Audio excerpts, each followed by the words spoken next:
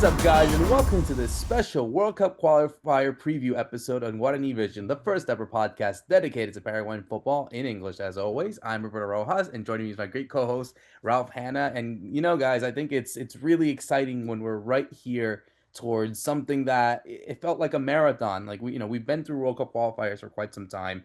All of us have memories of what Paraguay have been able to achieve, and it's always this really nice feeling when you get to these games where you feel that there is something to play for. It's like you're playing a final essentially, and this is what Paraguay are in right now. The fact that this time last year, Paraguay were far away, not even close to achieving a final, and now mathematically, if results go their way, Paraguay can indeed qualify for the World Cup this time in the next few days, officially for the first time in 16 years. God, that feels so nice to say.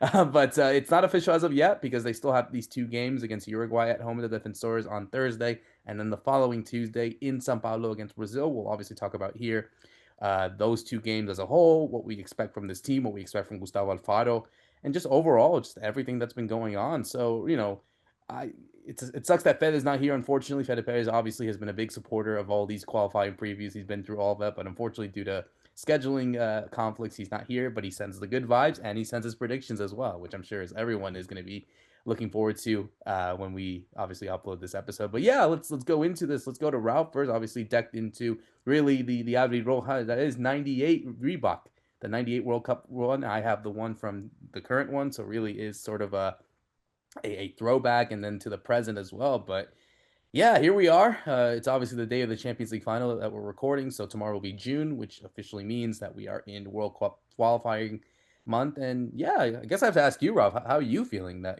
heading into these games against Uruguay and Brazil, that Paraguay are just right there. They have literally their destiny in their own hands to qualify for the World Cup.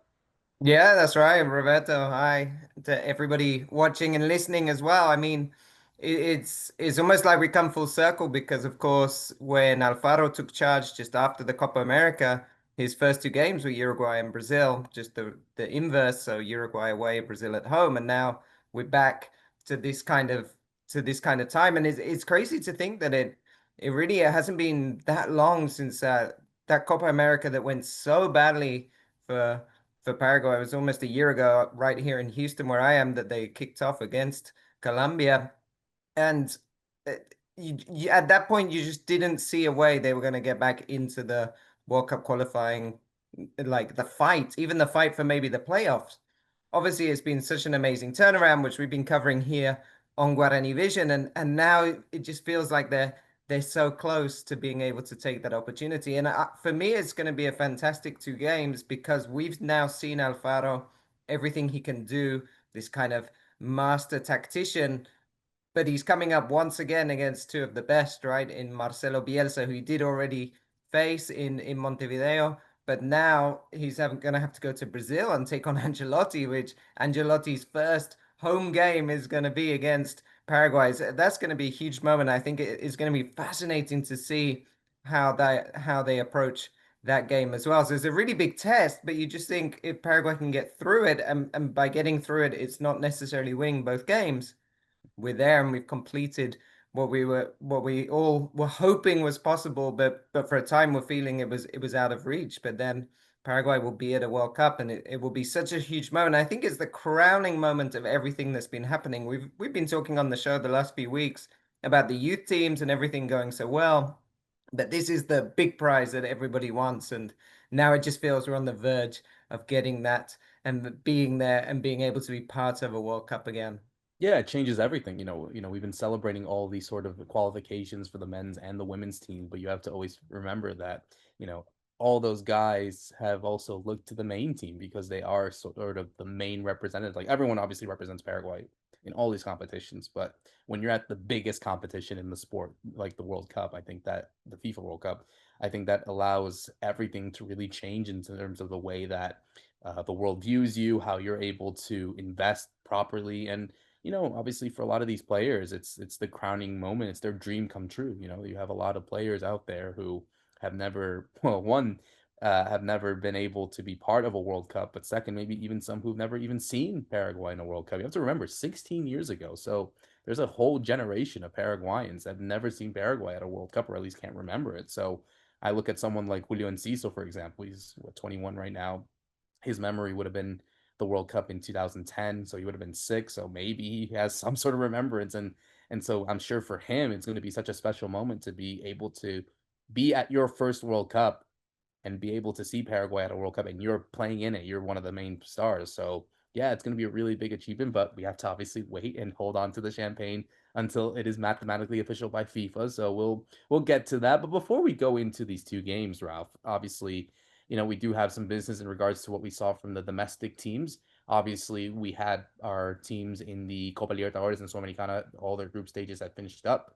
Cerro Porteño, of course, the team that honestly was of the main talking point of all this because they had lost 4-0 to Bolivar in La Paz. But because of Palmeiras smashing Sporting Cristal 6-0 at home, they were able to qualify in second place in Group G.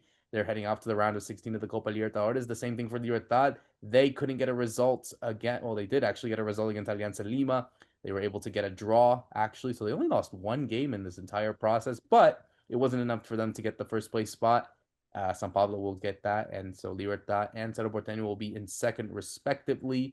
Libertad is in 13th out of all the 16 teams, whereas Cerro Porteño are in 16th out of 16. So they are in pot two. And yeah, obviously the draw is coming up very soon for the final stages of the Copa Libertadores. Those games in the round of 16 actually will be happening this Monday, actually. So we'll obviously have to wait and see who they will face off. But also, we have in the Copa Sudamericana, we have Guarani, who, was able to not get, well, they did get the result that they needed in qualifying, but they got smashed 5-0 by Boston River, the Defensores, obviously an alternative team, so obviously wasn't really much to play for. Independiente smashed Nacional Potosí 7-0, so Guarani will take that final spot in the knockout round playoffs, and they will actually be taking on Universidad de Chile, and the winner of that will obviously take on whoever's going to be faced off in this sort of seeding and draw that we're going to get. So yeah, 3 Paraguayans in the next round of the Libertadores and the Sudamericana. Maybe not the best way to qualify, but they're in. That's what matters.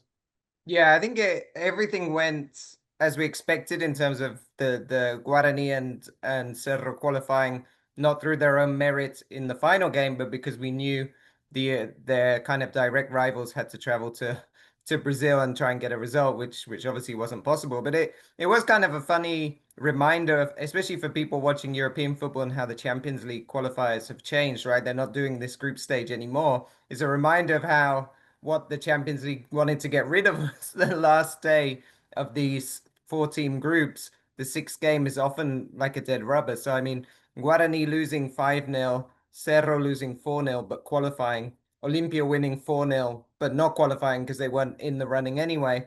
It just kind of proved that so much of the work is done in those first 4 or 5 games and not in this final one. But I think I would look past. I mean, I was a bit worried about Guarani. I did think that was a strange result, especially knowing they're going into the title race. Maybe it's because of that, but to lose 5-0 at home, it was their worst defeat ever in international competition. That was kind of a strange. I thought a strange way to go out or to go into the next round. So they're really going to have a big task against Universidad de Chile.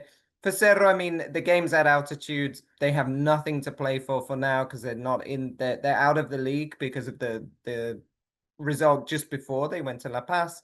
And I think you can sometimes get those big results at altitude. For them, it's going to be a big task. I think in the Copa Libertadores, as we talked before, there's a lot of good teams in there. Not so many Brazilian teams. I think only 3 are top seeds this time, which is actually less than we've seen in previous years. But there's still so many good teams out there that I think it's going to be a tough trip. The same for Libertad. We've seen this Libertad that has been very, you just said they only lost once. They've been very clever, I think. They've been very good at playing the group stage, very tight games. But now it's going to be just a little bit higher in terms of quality. And so we'll have to see if Patito Aquino can really get his team working when not just tactically it's going to be a bit harder, but actually just the quality of opposition is going to be higher. So big tests, but glad that we have 3 teams through in the 2 different competitions. Absolutely. We'll have to wait and see who they will face off. Obviously, we have already one game with what I need taking on Universidad de Chile. So that's obviously going to be a really interesting affair. And yeah, obviously, let's see what happens to both Libertad and Cerro Porteño, and who, if they have any luck, they can get maybe. Well, it's obviously going to be hard, like you said, three Brazilian teams, four Argentines, and one Ecuadorians. But again, I think that's kind of the opposition that you have to face.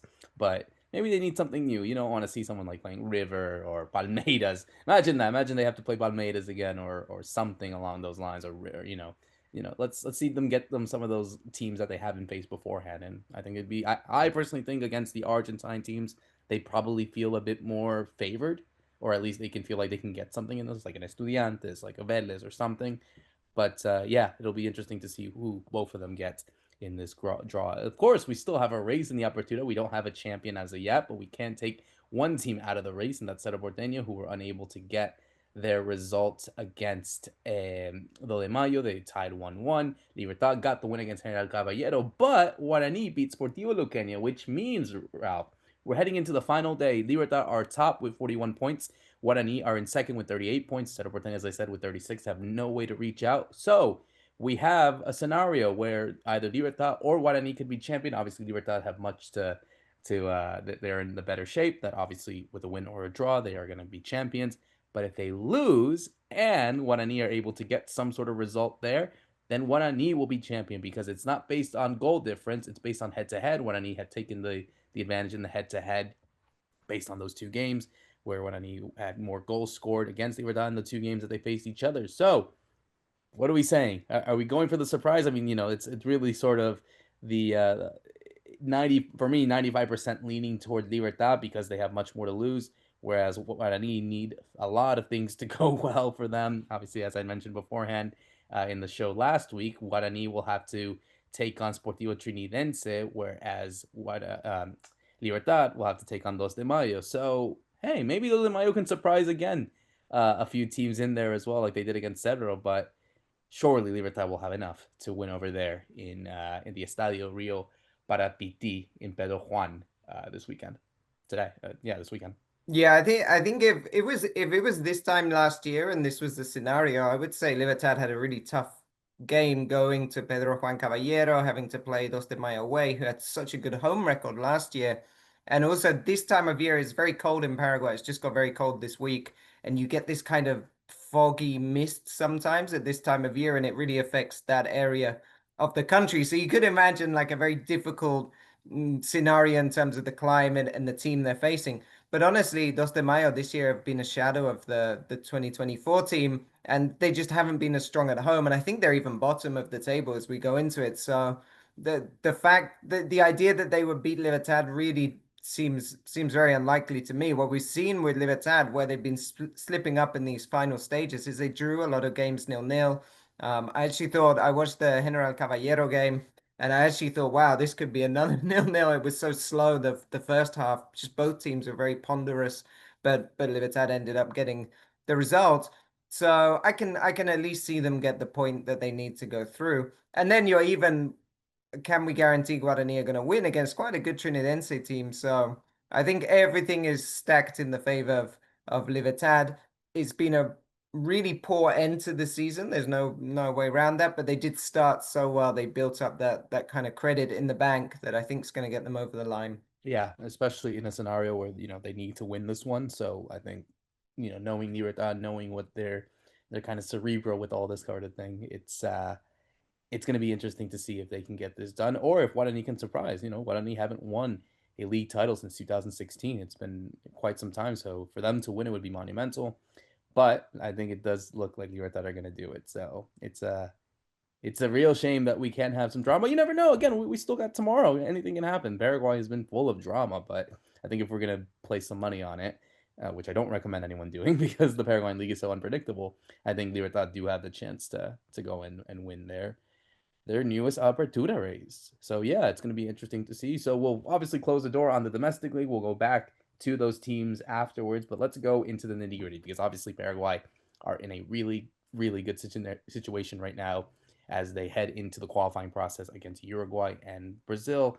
And Ralph, I think it really says to say that what we are going here is that Paraguay is really playing with house money because obviously, as we know, Gustavo Alfaro is still unbeaten after a game, which even for me is incredible to even say, given the opposition that they had to face, given the fact that This Paraguay team didn't show, like you said, back in the Copa America. We were both there for the games against Colombia and Brazil, where they looked a shell of themselves. And then you fast forward a year, they got results against both those teams uh, away from home, and then obviously at home against Brazil. So obviously a huge 180 for this Brazil team, for this Paraguay team. So heading into now, this is kind of interesting because Paraguay haven't announced their call ups as of yet. At the time of recording, as we right now, and I'm checking Twitter just to make sure. Nope, it has not been refreshed at the minute. There has been no call up, but we are seeing some players already make their team, make their travels to Paraguay. One of the big things that has been going on in the country has been Julio Enciso, who just got married the other day. He actually just got married, so obviously he's going to be part of this team. And obviously a lot of these players that we're seeing, like your Diego Gomez, as your Ramon Sosa, Antonio Sanabria, Gabriel Avalos. It seems as if though we can predict a starting lineup on this one. And I think the good thing about this Paraguay team is that there hasn't been chopping and changing at all.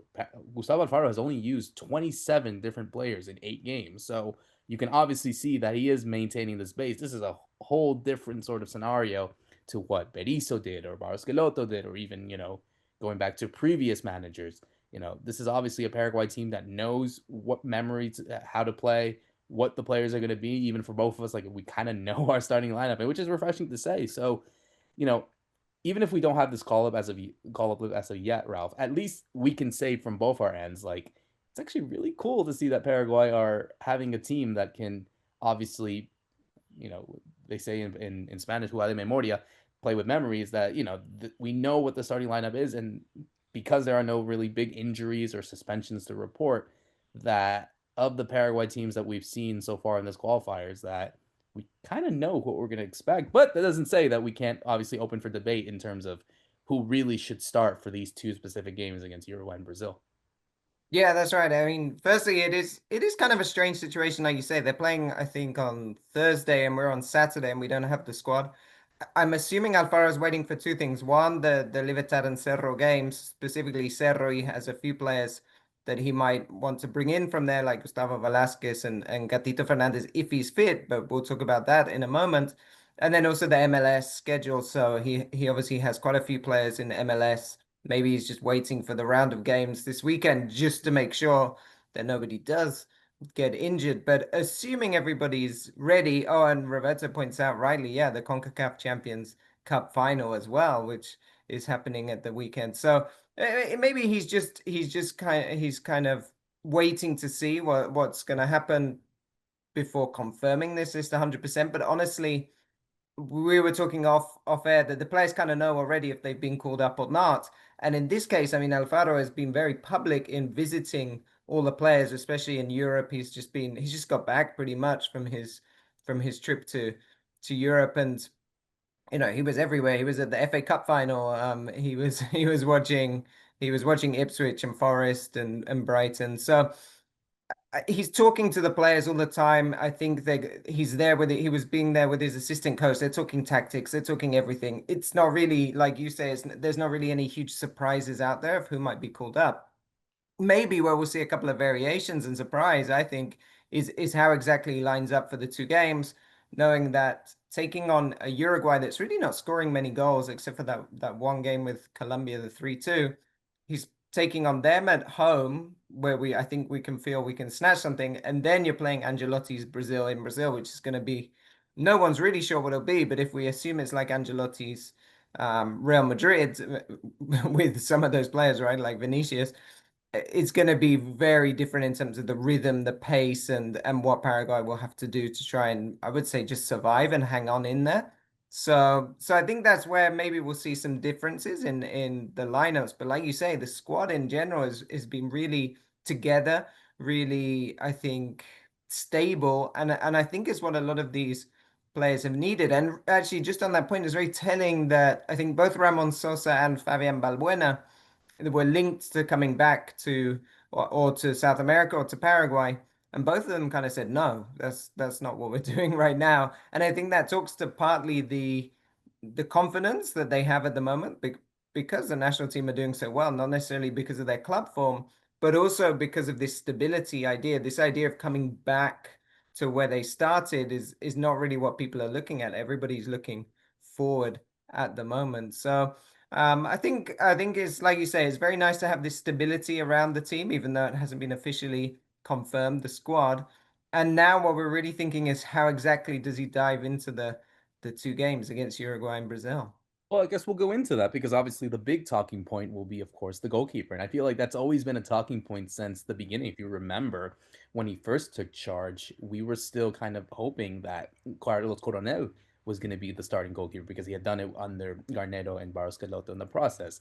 Now, obviously, Gatito comes in, and he obviously, this is a Gatito that came from obviously not playing at much at Botafogo, but he was still shining with the national team, doing so well.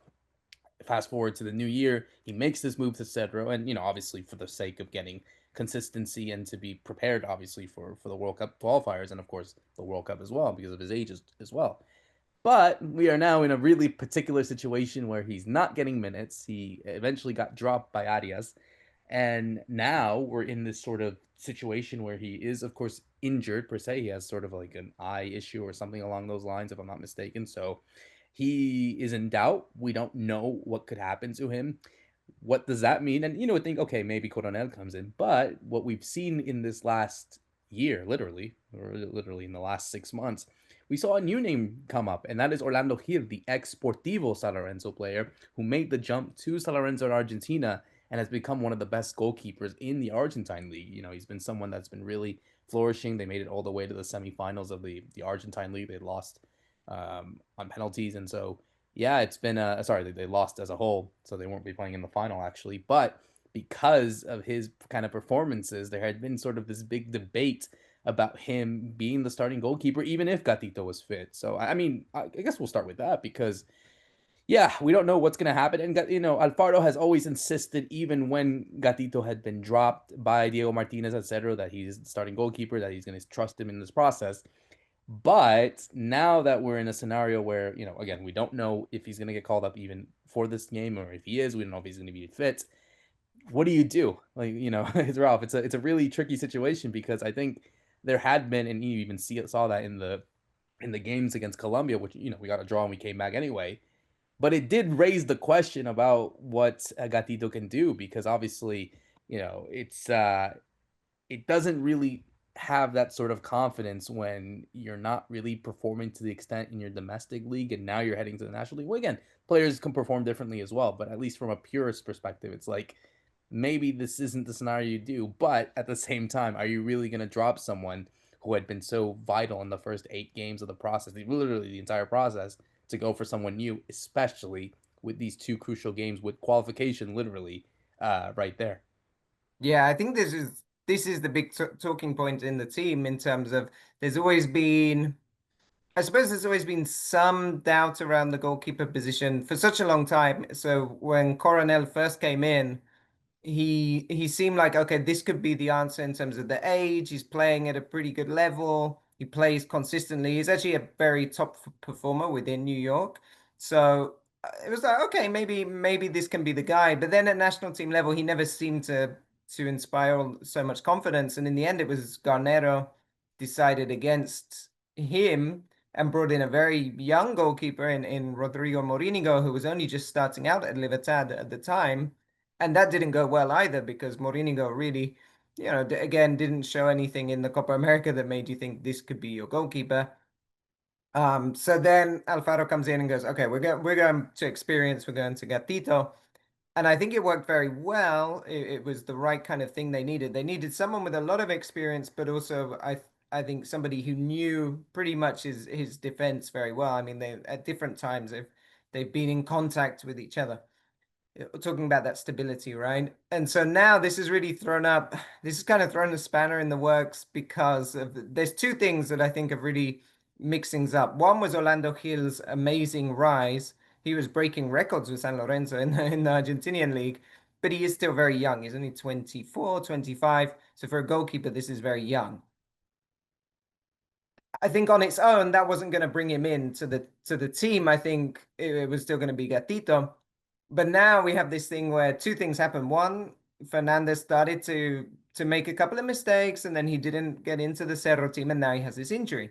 So suddenly it throws things up because it's like, well, even if he is fit, how fit is he coming back from an injury? What's the risk level? Is it worth the risk? And then Alfaro has this really interesting decision, I think, where do you go with Coronel, who I think is still more the safer option of the two, or do you throw Gil in, who's definitely got the higher ceiling and can be your number one goalkeeper for years to come, but he's still very young, so I mean, it's huge games to throw him into. I mean, if I was Alfaro, I would probably go with Coronel. I think he's actually been playing very well for New York Red Bulls at the moment, right? In terms of, I think he got a man of the match recently. He did make one mistake actually the other day, I remember. But in general, he's been keeping a few clean sheets. He has that commanding presence, which I think they will need, especially with this more experienced defense. Because to throw Healim would be, I think it would be a big moment and a very difficult. It could almost end his career before it starts. Because imagine he does go in, he makes a couple of errors against Uruguay and Brazil, especially Brazil, are going to have so many shots, create so many chances. Does it end his career then at the beginning? So I think I'd throw in Coronel for these two games if Gatito isn't fit. If Gatito's fully fit, the last thing you really want to do is change your goalkeeper. We were just talking about stability. We want to try and keep it there. Yeah, it's tough really because I think the popular opinion, obviously social media has its say, sometimes it's not really gospel in terms of what people say, and I'm sure Alfaro is unfazed by it. But at the same time, let's I'm taking a few words of what you said. He loves a gamble. He absolutely loves a gamble. So at one point, it would not be, well, three scenarios really. One, Gatito is fit, but he is fit enough that he can play, even maybe if it's not recommended for him to do it. Two, he then doesn't think that he's good, so you drop basically your goalkeeper who had been so vital in the process and go for Carlos Coronel, who again really didn't install that much confidence in the qualifiers, but is still kind of the safe option. Or three, just completely throws everything over the window and gives it to Orlando Hill and kind of a baptism of fire that your debut is really the game where probably the most important Paraguay game in the last 16, 15 years. Sorry, no, 16 years. So what a way to make your thing. I think whoever it's going to be, I think everyone's going to be talking about him. We will talk about the 10 other players in a second and even some of the subs, but I think Ralph, the goalkeeper, will be the big talking point. And I'm curious to see, I'll be traveling to Paraguay soon for this game, and I'm going to be really interested to see what Alfaro thinks of this whole. I'm sure that's going to be the first question out of everyone's mind of the goalkeeper. Who is it going to be and what's going to happen? So, yeah, it's interesting. So you're saying Coronel, if everything happens, if you say that Gatito is not fit, he's your starting goalkeeper. Yeah, for me, and even it would be Gatito if he's in the squad. I think it'll be Gatito because I agree. I've said before about he likes a gamble, but not in defense. He likes it with some of his starters further up. So I think it's not the time where you need to like send a message because everything's going so well. You don't need to make a big change unless it's forced on you with the injury. Yeah, I agree. I think ultimately, as much as he will have a huge, higher ceiling, and I'm sure he's going to have the opportunity to be the starting goalkeeper once Gatito's out of the process, and obviously retires, is not going to play anymore. It's going to be sort of a thing where he goes in, he has his experience, and he's done that, which is a good thing. The fact that he's already been part of the process, he was part of the last call up qualifiers, so I mean he was there, so he knew what the team environment is like, so he's used to it already. So I think by the time, assuming Paraguay qualify either this month or back in September, next in September, that for the next friendlies coming up, that okay, maybe Alfaro can try him out in these kind of friendlies just to give him that experience, and then yeah, then ultimately what is this? I think if it goes well, I think he goes to the World Cup. I mean, I don't see, assuming that okay, it's 26 players, you're gonna bring goalkeepers. Does Juan Espino? And I feel bad for Juan Espino actually, because that means he's kind of the odd man out if that's the case. Yeah, yeah, but I think you got to look at it like you have your two goalkeepers that you've been using, and then for Hill, it's just this is the guy that's going to end up and can end up becoming the number one goalkeeper for a long time to come. Because I think with Coronel, even though he's younger than Gatito, I think you just look at the possibilities Orlando Hill has if he ends up in Europe next season, which isn't out of the question. It just puts him at a different level to everybody else in the kind of pool of goalkeepers we have at the moment. Yeah, absolutely. Yeah, it's been a while since we've been able to see one top Paraguayan goalkeeper. I think since Gusto Villar actually. So, yeah, it'd be really nice to see him do. But we'll have to see what Alfaro does and if he takes a gamble or if he plays it safe. I think for defense, Ralph, I think there really is nothing to really debate. I mean, certainly the one that we've been always been used to, and now that Gustavo Gomez is back healthy, I think that is going to be your back four. Your back four is going to consist of Juan Casas. I mean, we've seen Velasquez be part of that, and Cáceres didn't really have a good showing against Colombia the other day, a couple months ago. So Velasquez came in. But I think ultimately you still want to go for Cáceres just because of the experience. I would assume he's doing so well in Russia as opposed to Velasquez. And then obviously, you have Gustavo Gomez, the captain, and Omar Derete, who I think has been the best Paraguayan player this season in Europe as a whole. Just been so consistent for Getafe. Has been one of the best players on that Getafe team. And then your left back, I mean, you have your options. You have Sanders, Agustin Sanders there, but I think it's still going to be Junior Alonso making that team, especially. And you have your options. You have the likes of a Ronaldo Jesus who could play in those positions as well. But I think the back four speaks for itself. I don't know what you think. Yeah, I think I agree that the one question mark might be the Cáceres Velasquez. So he did play Gustavo Velasquez against Uruguay in his very first game. So he could almost repeat that back four or back five if Gatito Fernandez does play. But I think what we've seen is he does prefer to, if he has Cáceres on one side, he does prefer Alonso on the other side because he still wants to be able to kind of shift almost to that very narrow defense. And so Cáceres being a little bit more attacking than definitely more than Velasquez, I think he kind of prefers to have Alonso as a counterweight and not go with Sandes. So, but I'm pretty sure from what we'll see, what we saw in the last two games is we'll have Cáceres starting, especially because I don't feel that Uruguay at the moment offer the same threats as Colombia, right? Especially in terms of getting the ball wide and running at fullback. So I think we'll see Cáceres and, like you say, Gomez back in for sure. With Alderete, who's been one of the best players, actually one of the best defenders in La Liga. He was in the Who Scored Team of the Season for La Liga, and he's a player that probably could take a step away from Getafe or a step up from Getafe. So that's something that I wouldn't be surprised if he moves on in the summer. And then Junior Alonso, like we say, has been just such an important player, I think, for Alfaro in terms of he's very good at doing exactly what he wants. And also a player that's played on the Bielsa as well, right? I think he had that time in Yeah, Lille, so Lil. he has maybe a little bit of inside information. Not that Bielsa is very hard to read, right? Because we know how he's going to play. Oh, same for Alderete. I mean, he's obviously had that experience taking on Real Madrid. Unfortunately, he has not had the same luck. He's never won against Ancelotti in his time at Getafe, so and Valencia, of course. So maybe that is time to break some records. But also as well, you have to realize for Alderete, he's also been in theory a goal threat because he scored against Chile. He scored the winner against Argentina as well. So apart from being sort of a really good defender and sort of one of the best, like you said, in La Liga and obviously on this Paraguay team. It's also a good goal threat actually. So he would be very vital for set pieces, which again Paraguay have been used to. So now, so I think as much as Alderete has been such a good defender, he can also be a really good goal threat. And sort of those players that if I'm Uruguay or if I'm Brazil, if I'm a defender, you would think, okay, I need to worry about Enciso, I need to worry about Almiron or Diego Gomez or whoever.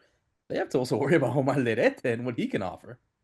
Yeah, that's right. I mean, I think we saw it was against Chile, right? The last home game that we saw those some of those crazy set pieces that Paraguay had obviously been working on.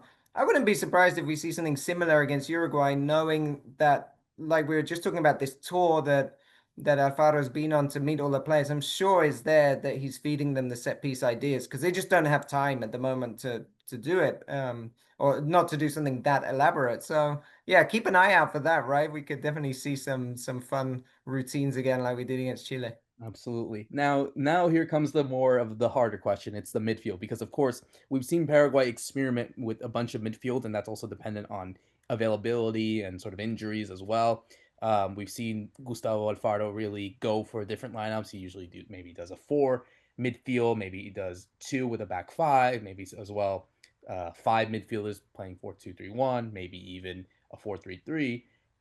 So yeah, it's going to be interesting because I think for sure you're gonna play Andres Cubas. I think Andres Cubas is in that midfield for sure. But you have a lot of good names. It's actually really interesting when you think about it because obviously you have obviously Diego Gomez, who I think provides so much, and he's coming off really good confidence. He scored in the last his first goal for Brighton in the in his season in his debut season, which as someone who came in mid season is actually really nice to see. He scored a really nice goal against Tottenham, the last Brighton goal of the season. So he is coming out hot with some really good goals. Um, he's definitely going to be starting in that midfield. But then you have the incognito of like, okay, what else can you offer? What can Paraguay set up in? Because you have obviously Matias Galarza has been doing so well with Talleres. He's already gotten interest from teams in Europe.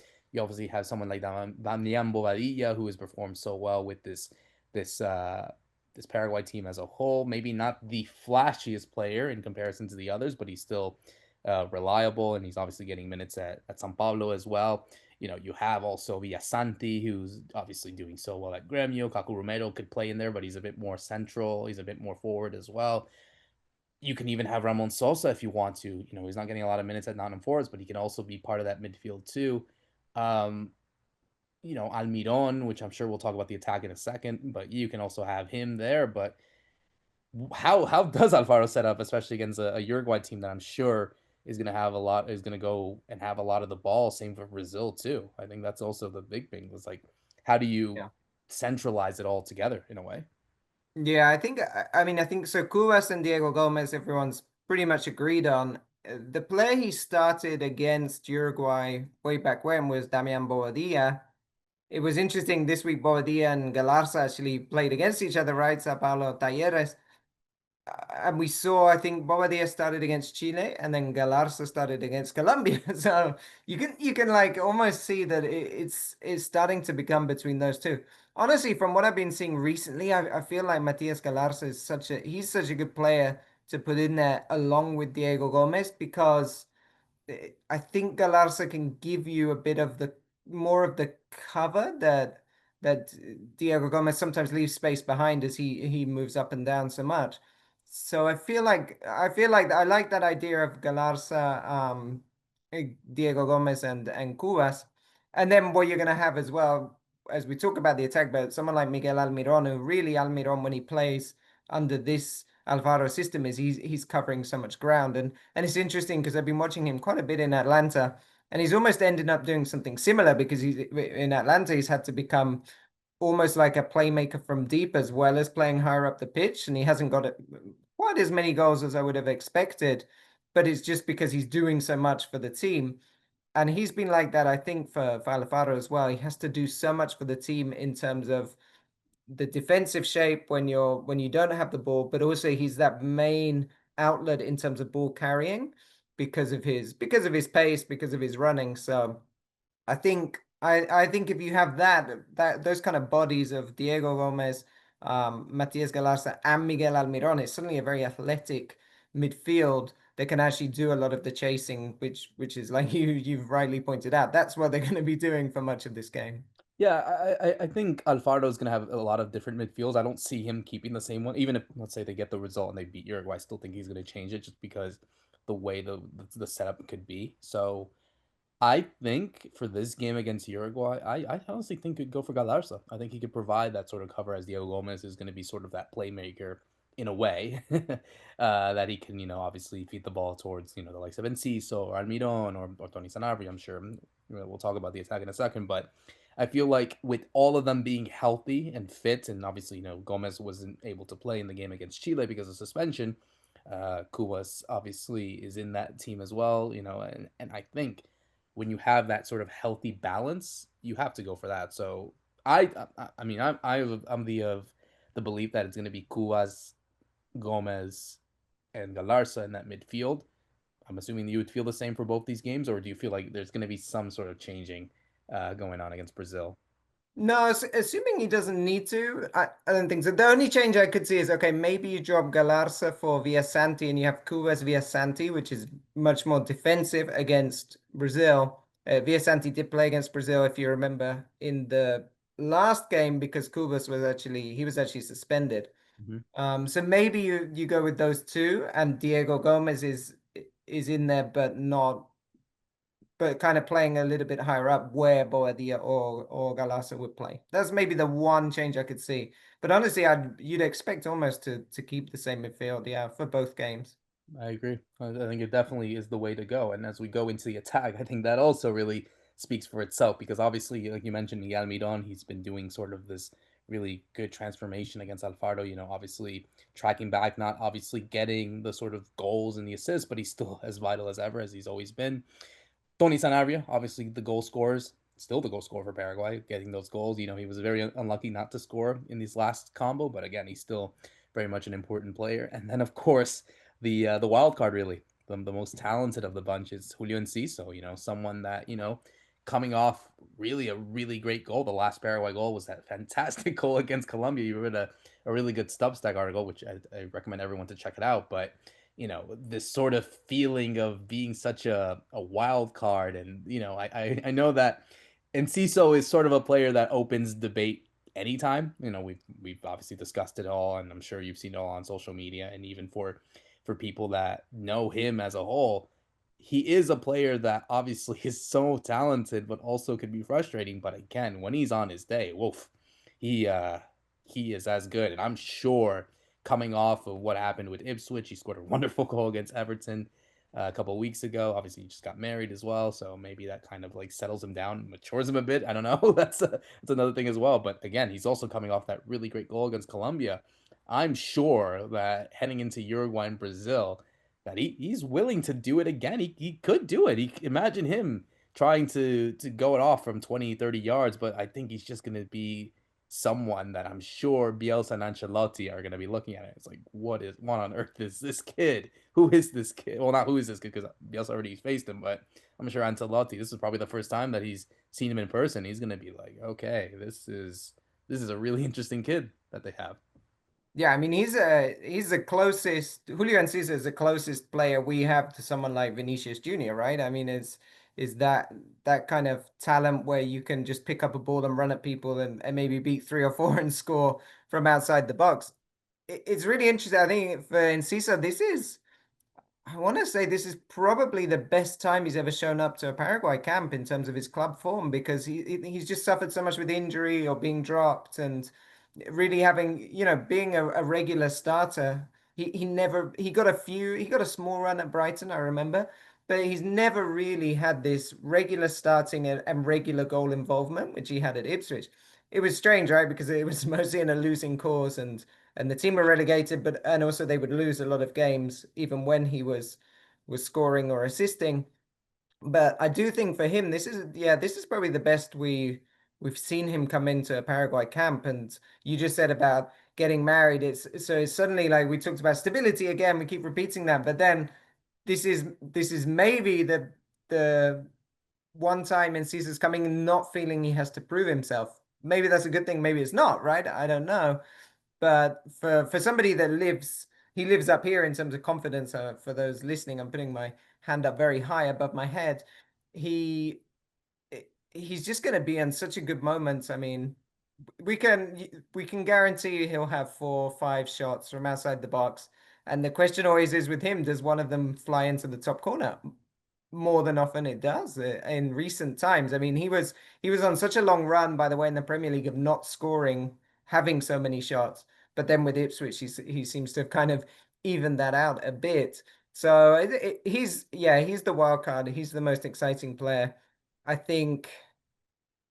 I think he was a very frustrating player, even for his teammates in the Copa America. We saw that often on the pitch. But I think now that things are going well for the team, and also people are getting more used to him and how they know how he's going to play, it's no kind of surprise. I mean, his unpredictability is no surprise, if that makes sense.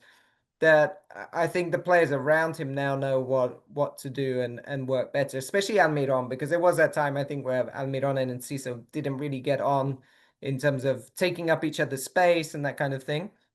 So now we've seen an Enciso that I think fits much better with this team. He fits in the sense of he's the wild card, like you say. But I think it's quite exciting that this is, like I say, the best time he's shown up to Paraguay camp in what I can remember. Yeah, I think the Colombia goal really changed the perspective of what people expected of him because, obviously the game. All right, we'll cut it into three basically. He missed the penalty against Venezuela, so I'm sure, and obviously they won, so he would have been the ultimate scapegoat had they not won. He then goes and scores that winner, well, not winner, but the equalizing goal in altitude against Bolivia, over there in El Alto. Okay, and obviously he didn't have the game that he wanted to against Chile. He was very good. He was, always exciting, but he didn't have that moment. So I don't know. I'm picturing a scenario. Maybe it's just me, my thinking, and we'll talk about Brazil in a bit and just what they are to expect. But man, wouldn't this okay, let's do dream scenario. And we're not making any predictions yet, but let's do dream scenario. Okay. Let's say Paraguay beat Uruguay. They win 1-0. I don't know how they do it, but they win. Then they go to Brazil. Tight game, very tight game. Brazil are trying to attack them as much as they can, 26 shots, whatever.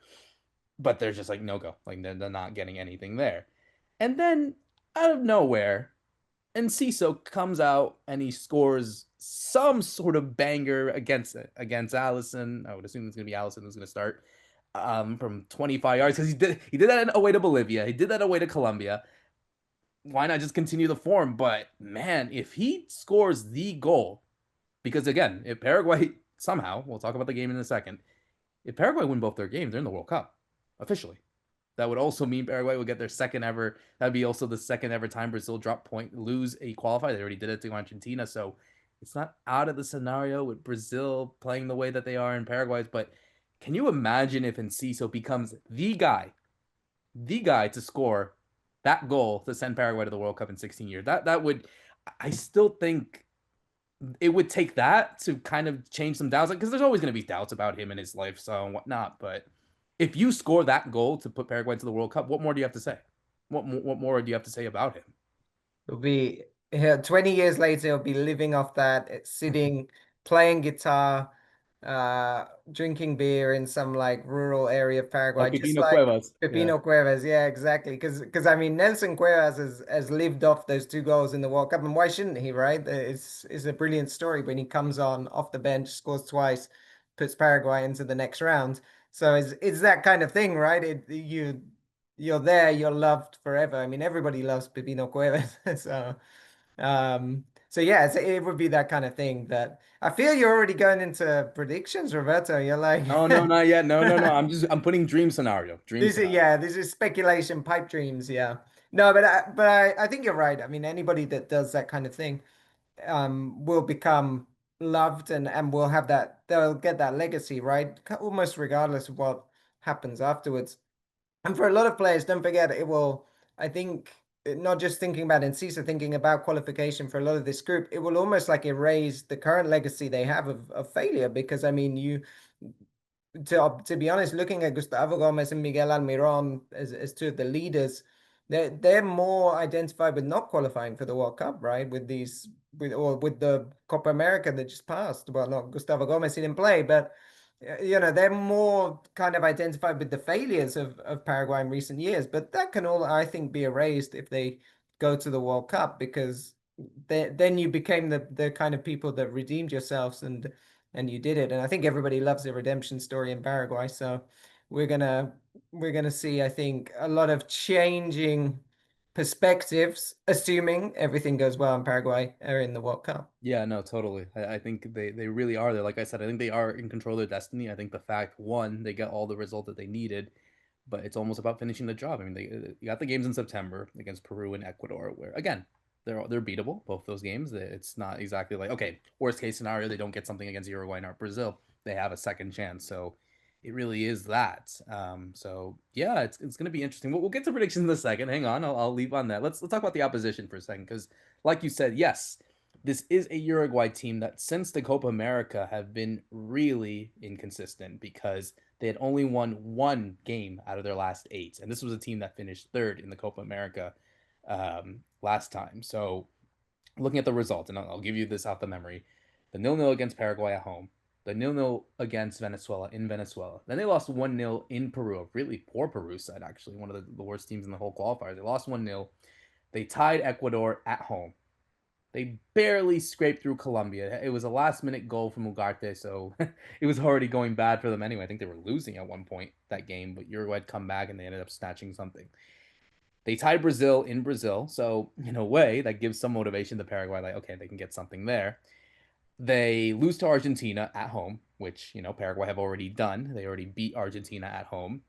And then they tie Bolivia and El Alto, but it was a 0-0. So yeah, they haven't been scoring much. They only have scored 4 goals in 9 games, in 8 games, whereas Paraguay have done the complete 180. They've done scored much more than that. They scored, if I'm not mistaken, I think 10 goals, if I'm not mistaken. I'll have to double check on that. But yeah, it's been a complete 180 on that. So yeah, 10 goals. So they're already doing 10 times as more. Definitely more than that, twice as more. So obviously this Uruguay team is they're gonna make the World Cup. Like I think we all know that, but I think just the way that they're finishing off this kind of sputtering process, which they started so well under Bielsa, if you remember, they got the win against Argentina at La Bombonera.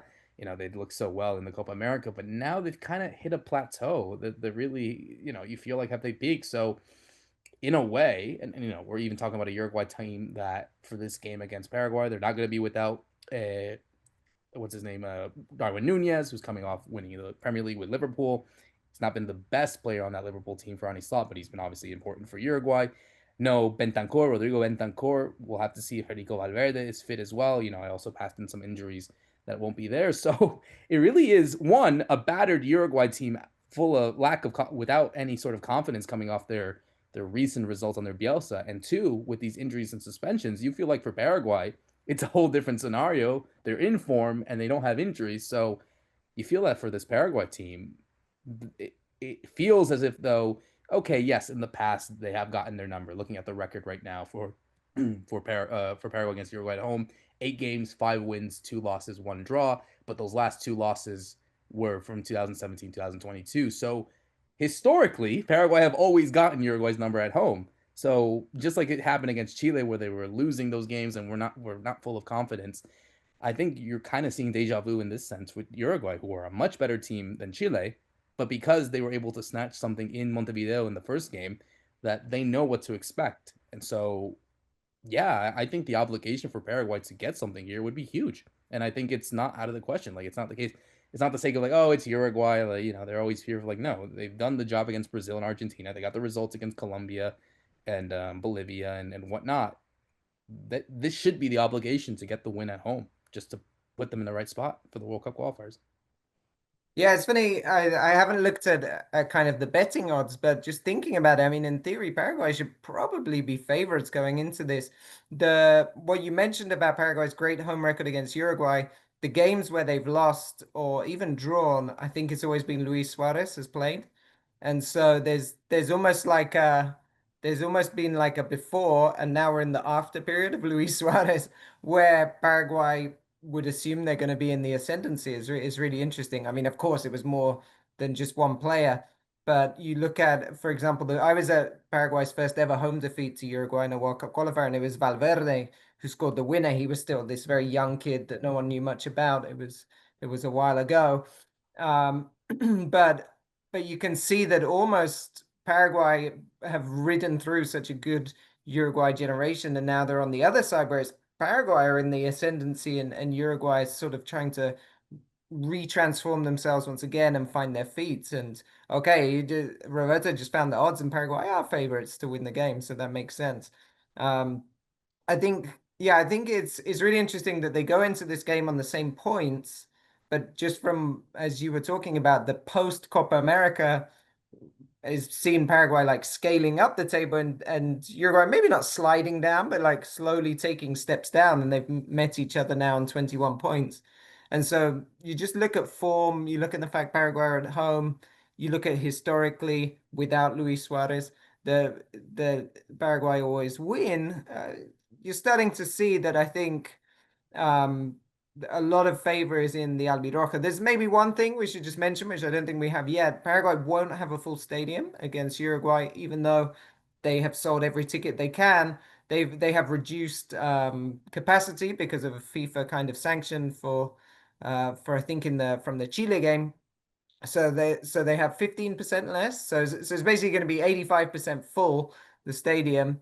And maybe that will play something. I don't think so, though. I don't think people are gonna feel that huge difference in terms of the players, and the difference of that 15%. But just something maybe to note about home advantage. I think maybe we're not doing predictions here, but I think the betting odds, they're not usually wrong. And Paraguay definitely going into this, I think, can be positive and look as well. That's another point, I guess. They're going to go into this looking to win. They're not going in to play for a draw. Yeah, I agree. And they actually I think this is confirmed, but the kids will actually be those replacements. They won't be selling it, but they're actually going to donate it to a bunch of kids. So maybe those kids have to be the next Arbaras from Arbara Bravas and show the love in that case. So, it obviously is going to be maybe it's still going to be a cool atmosphere. I think it'll be really great regardless. Just because of the way that they've been playing and just everything that's been going on, this sort of vibe. I do also want to mention that it kind of does help in the world rankings right now. So obviously this might be a big, not as important, but Paraguay, if they continue their form, that could really help them in the seeding for the World Cup draw. So obviously we don't know how it's going to be because it's a new World Cup. It's 48 teams. We don't know exactly what's going to happen, but they're scaling up right now. They are, if I'm not mistaken, they are 48th, and they went 5 spots up, coming off those wins against Chile and the draw against Colombia. So obviously they get the results against Uruguay, who are a higher team, and then Brazil, who are much more higher in the rankings. That puts them even more higher, and obviously depending on the field that comes to the World Cup in 26, that could help them in terms of them avoiding a big opponent. And I know we're talking way into the future, but it's just those little things that I'm sure are important. But yeah, I agree. I don't think Paraguay should feel fearful.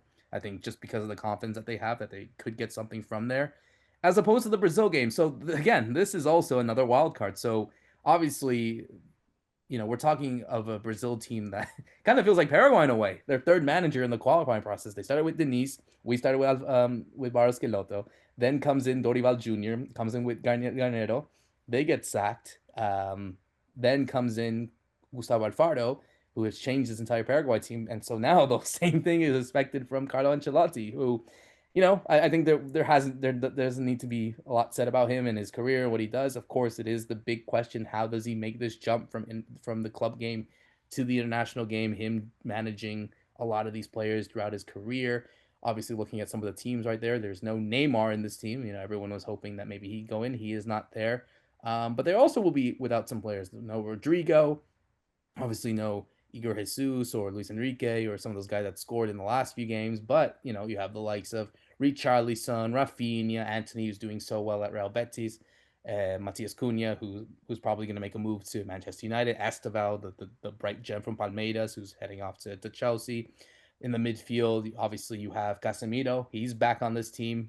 He's back on the obviously a familiar friend of Carlo Ancelotti, but I think for this game in particular, it's going to be tough because I genuinely think Paraguay have nothing to lose in this game. Like, yes, of course, the obligation will be to win and or to get something out of there, but they can afford to lose, and it wouldn't derail anything, assuming they obviously beat Uruguay. But I think they really are playing for house money on this one. Whereas for Brazil, depending on how they do against Ecuador, I haven't seen the betting odds for the game against Ecuador, but I would assume that's also very, very tight in terms of how they will feel because obviously Ecuador are playing at home, they're doing so well. Brazil are obviously in a lower spot than they are.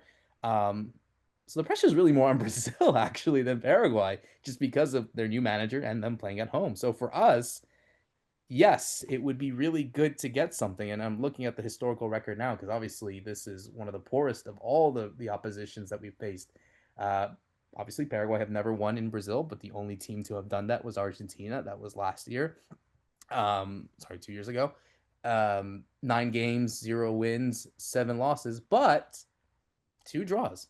1985 and 1977. But since then, they've lost 5 straight.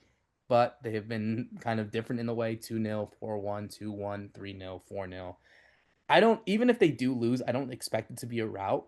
But is there something there that they can snatch something? I'm not expecting to win. I don't think so.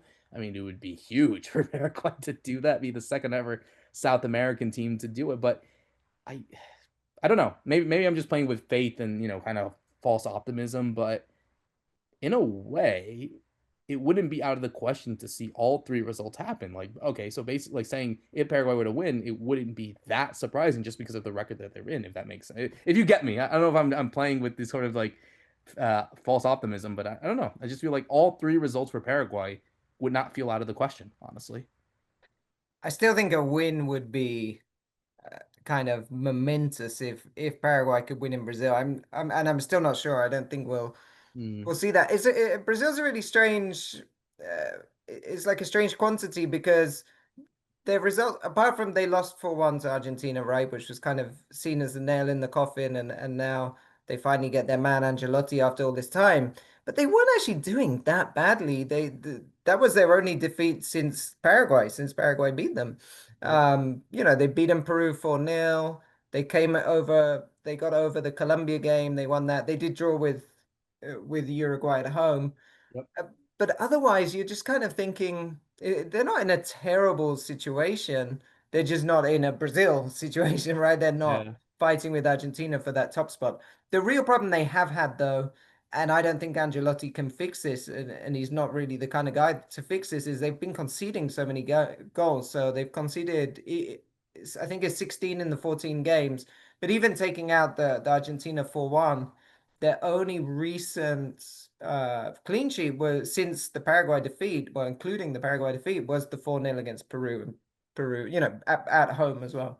And so Peru have been pretty poor in this whole qualification. So the worry, I think, for Angelotti and for Brazil has been how do we try and get that defense back on back on track so we can actually win games and not be always tying games, or we can win games a bit more comfortably and not always be kind of worried. For Paraguay, that's very interesting because Paraguay is not a team that usually scores many goals, but Alfaro is going to pinpoint weaknesses in defenses very well. He's going to do it from set pieces. He's going to do it from counterattacks. And so I do wonder, I do kind of think Paraguay can score a goal in Brazil, which is firstly a good place to start from. Then the issue I have with the way Angelotti has been so good is at Real Madrid is he's never really worried when his team concede because he always backed his team to score more goals, and we saw that so many times in Champions League. And this is a very similar. I think this is very similar, although he's not a, a country manager, a national team manager.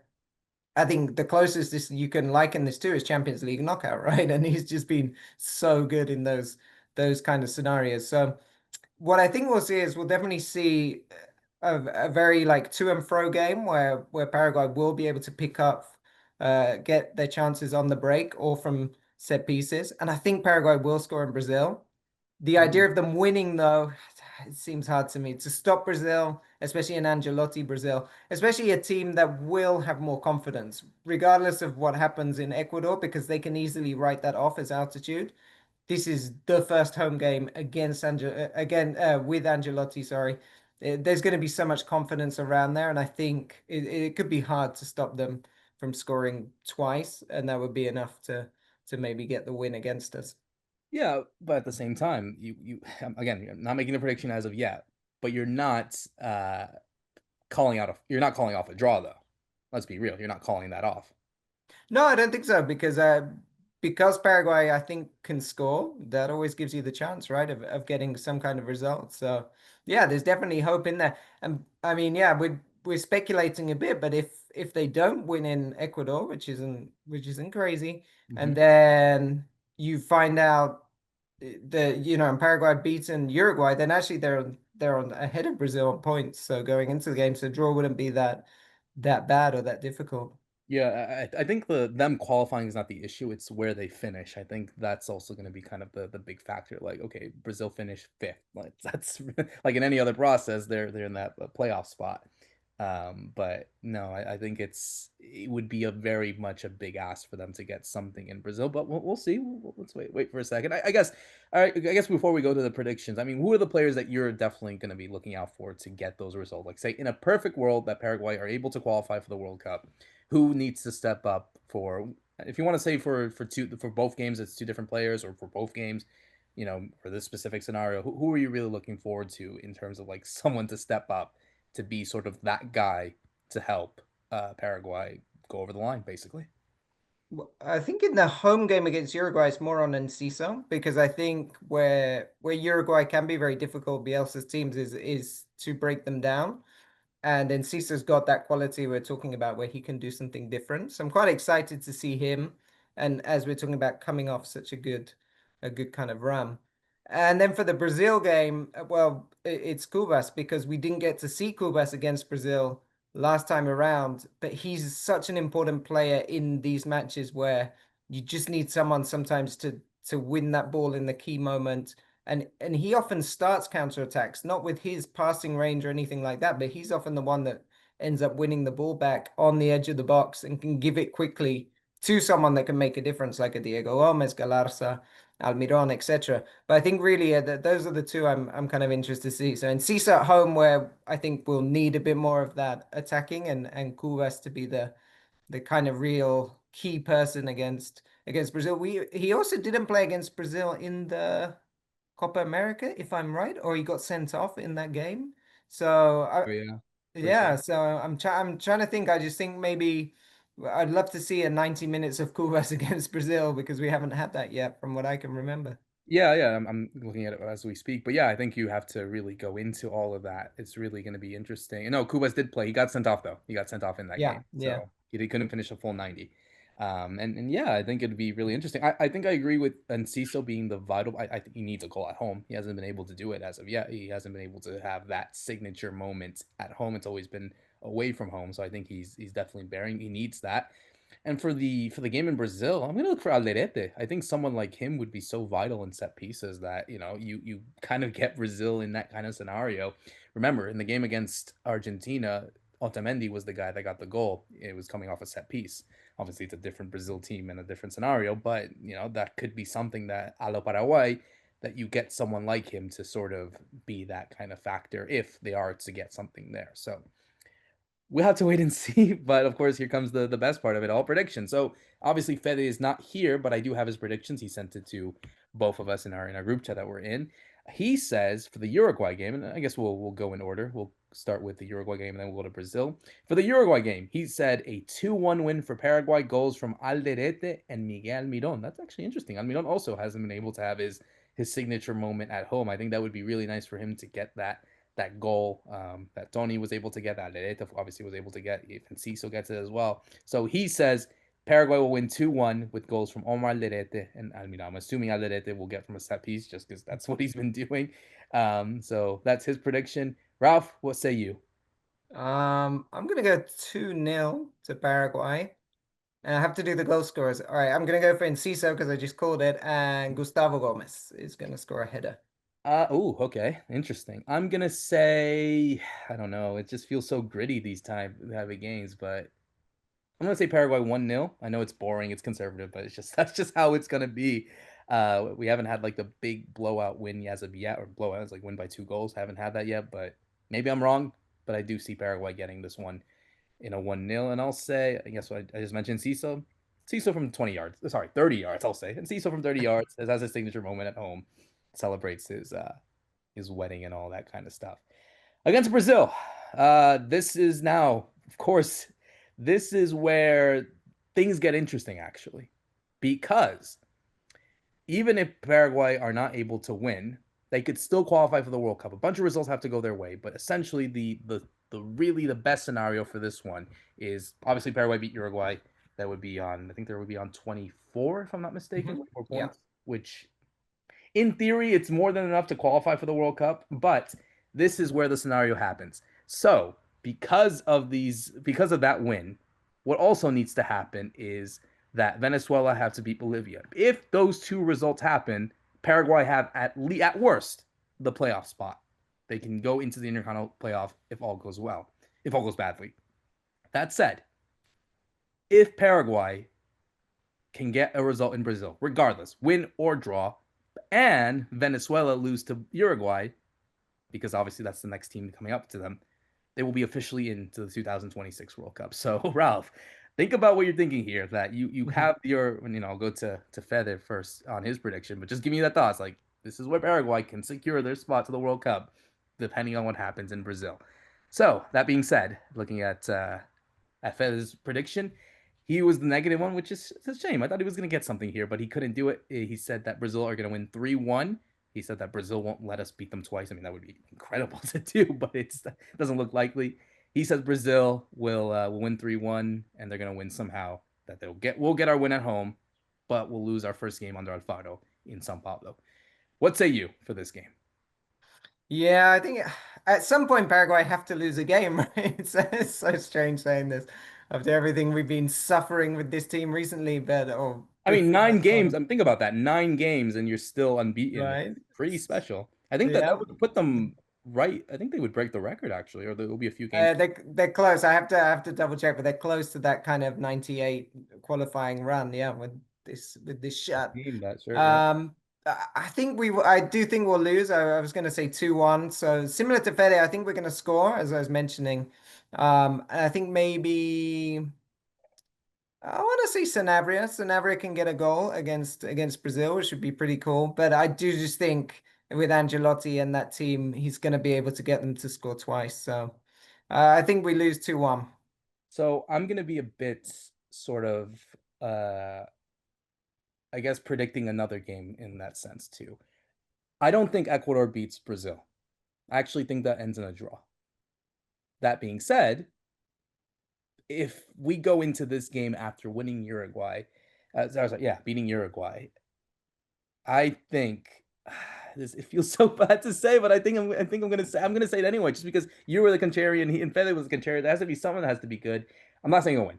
No, I think that would be too. I know I want to maybe be a bit risky and put a gamble. I would love that more than anyone in the world, but I don't see it. But I do see a draw.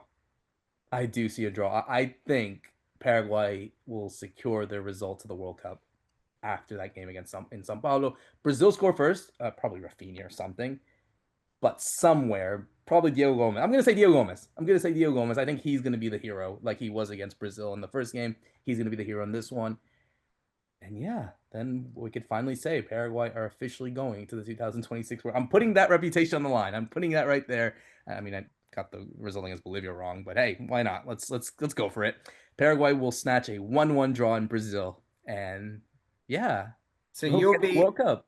so in just over a week or so, you'll be at the Panteón de Héroes in Asunción celebrating Paraguay being at the World Cup because that's what's going to happen. Beating Uruguay. I'll be home for the game against Brazil. Unfortunately, I would love Oh, to be okay, in São okay. Paulo, but no, I'll get some fireworks. I'll shoot them off. Maybe my neighbors will get pissed, but who cares? It's been 16 years. I think it's well deserved. But yeah, I don't know. I don't see why not. I mean, they've been again. They have to lose somehow, and they probably will eventually. But okay, worst case scenario, if they do lose, at least it's to them. Like they're gonna have to.